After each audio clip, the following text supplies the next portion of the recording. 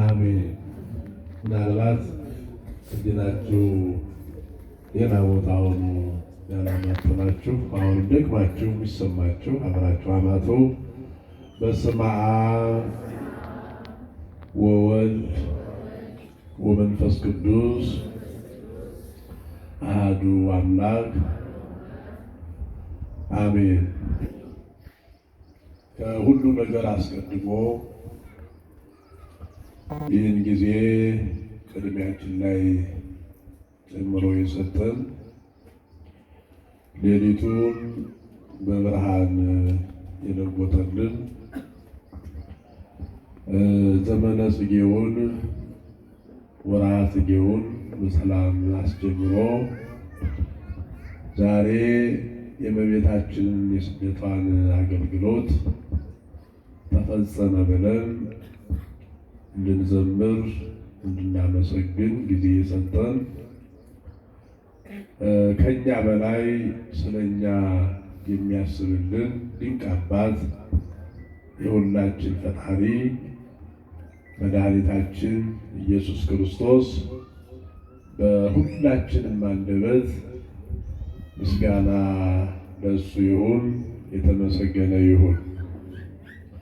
ክቡር መልአከ ሰላም አባ ታደለ የቤተ ክርስቲያናችን የስብከተ ወንጌል ኃላፊ፣ እንዲሁም መምህራነ ወንጌል ሰባክያን፣ የማሕሌት ሊቃውንት መምህራን፣ አባቶች ካህናት፣ ሌሊት በማገልገል ያደራችሁ ሁላችሁም፣ እንዲሁም ሌሊትም ከካህናቱ ጋር ያደራችሁ ይመናል።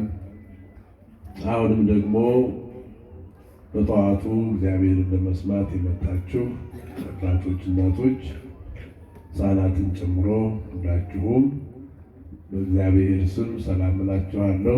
እንደምን አደራችሁ? እግዚአብሔር ይመስገን በሉ። እንደምን አደራችሁ? እንደምን ሰነበታችሁ? እንደምን ከረማችሁ? በደንብ እግዚአብሔር ይመስገን በሉ። አሜን። ስላደረገልን፣ ስለሰራልን፣ ስለ ምሕረቱ፣ ስለ ቸርነቱ እድሜ ሰጥቶን እግዚአብሔር ይመስገን ብለን እናመሰግነው። አንደበታችንን በምስጋና እንድንከፍት ስለፈቀደልን አሁንም በድጋሜ የአምላካችን ስም የተመሰገነ ይሁን። የእናታችን የእመቤታችን የቅድስት ድንግል ማርያም እግዚአብሔርን በሕይወታቸው ዘመን ሙሉ ያገለገሉ የቅዱሳን አባቶቻችን የቅዱሳት እናቶቻችን ጸጋና በረከት ረድኤትና አማላጅነት ከሁላችን ጋር ይሁን። በረከታቸው አማላጅነታቸው ሁላችንንም እንዲባርከን የእሱ መልካም ፈቃድ ይሁንልን። እንግዲህ ጠዋት ነው፣ ቅዝቃዜ ያለ ይመስላል። ጥሩ ነው ጠዋት መሆኑ። የሚፈለገውን መልእክት የሚፈለገውን ትምህርት ባለመቸኮል እንድንሰማ እንድንማር ስለሚረዳን ነው። አገልግሎቱን ቀልጠፍ አድርገን የትምህርት ጊዜውንም እንደዚሁ ሰዓት ሳይረፍድ ለመጀመር አመች ስለሆነ ነውና እንግዲህ በዚህ ሁሉ የረዳን ባለቤቱ እሱ ስለሆነ እኛም እንድናገለግል ሌሊቱን ሙሉ ባርኮ ስለሰጠን እናንተም መጥታችሁ ይህን ጊዜ በቤቱ እንድታሳልፉ የዚህ ሁሉ እርዳታ የአምላካችን ስለሆነ እስኪ ደስ ብሏችሁ የረዳችሁን እግዚአብሔርን እልል ብላችሁ አመስግኑት። አንድ ጊዜ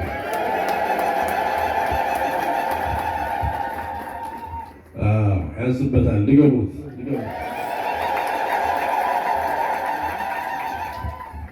እግዚአብሔር አምላካችን የተመሰገነ ይሁን። እንግዲህ ባለን ጊዜ ጠብ አድርገን ትምህርት ወንጌል እንማራለን። እንግዲህ አንዳንድ መልእክቶች አቀማመጣችን ትንሽ ዛሬ ደግሞ ዝብርቅርቅ ያለ ነው። እንግዲህ ሰባኪያን ወንጌሉ ይመስለኛል ጠዋት ማስተናበር ግድ ነው። አሁን አቀማመጣችን የቤተክርስቲያን ስርዓት አለ። ሁልጊዜ እላለሁ ለአውደ ምሕረት ስንቀመጥ የሌላው ቤተ እምነት ተቀላቅለን አይደለም የምንቀመጠው። ሌላው አዳራሽ ስርዓት የለውም፣ ሕግ የለውም። ይቺ ቤተክርስቲያን ግን የመላእክት ከተማ ባህላን በብሉይ ኪዳን በአባቶቻችን ስርዓት የተሰራላት የመላእክት ህብረት ስለሆነች የቅዱሳን አንድነት ስለሆነች ስርዓት አላት እና ወንዶች በቀኝ በኩል ሴቶች ደግሞ በግራ በኩል አውደ ምሕረቱ ማለት ነው ሆነው የእግዚአብሔርን ቃል ይሰማሉ። በቅዳሴ ጊዜም እንደዚህ ያለው ቤተ መቅደስ ውስጥ ከመንበሩ በስተግራ የመንበሩን ሳይድ ይዞ በስተግራ በኩል እናቶች አሉ፣ በስተቀኝ በኩል ደግሞ አባቶች ይቆማሉ እና ለአገልግሎት ለትምህርት ምቹ እንዲሆን አባቶቻችን በየጾታችን ተቀምጠን እግዚአብሔርን እያሰብን ሌላ ልባችንን የሚከፍል ነገር ሳይኖር እንድንማር ስራ ስለሰሩ ያንን ማክበር የእኛ ጉዳይ ነው ማለት ነው። ስለዚህ በተደጋጋሚ ነው የምንናገረው። አሁን አባቶች ጋር እህቶች ያለ አብረው ተቀላቅለው ተቀምጠዋል። በእናቶች በኩል እንኳን ብዙ አይታየኝም፣ ግን ይሄ ባይሆን ነው እንደሱም መጡ።